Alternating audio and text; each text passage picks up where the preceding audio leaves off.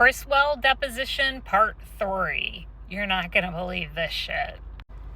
So Lynn recounts a meeting that her executive assistant had with other executive assistants, which was apparently a common thing, like a monthly or bi-monthly thing. And in this meeting, Michelle decided to show up. And during the meeting, Michelle Lee told the administrative assistants in attendance that the Board of Trustees had, and I quote, no authority.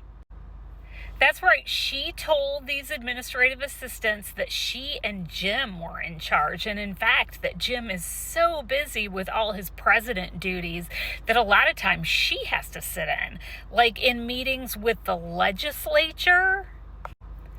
Then she proceeded to tell this group of administrative assistants that they should not be talking amongst themselves or talking to other people, that they needed, if they heard anything, to come to her directly.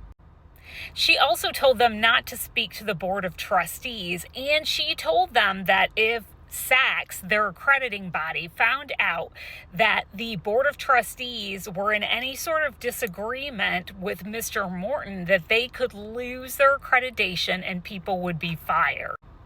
Now, Mr. Shipman asks Lynn Criswell earlier in the deposition what her perception of the board is, and she says what we've all observed, that the board really doesn't control anything, that when board meetings happen, the board members show up, they eat their dinner together, they network with one another, they listen to Jim talk, they clap, and they never ask any questions.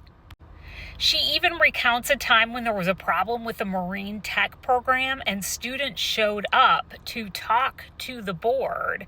They were not allowed in the boardroom, but the board members certainly knew that they were out there. And they were discussing the Marine Tech program with Jim, who was, of course, doing all the talking. And no one except for Ray Funderburk asked any questions, and absolutely nothing happened. None of the students were given a floor to talk about any of this.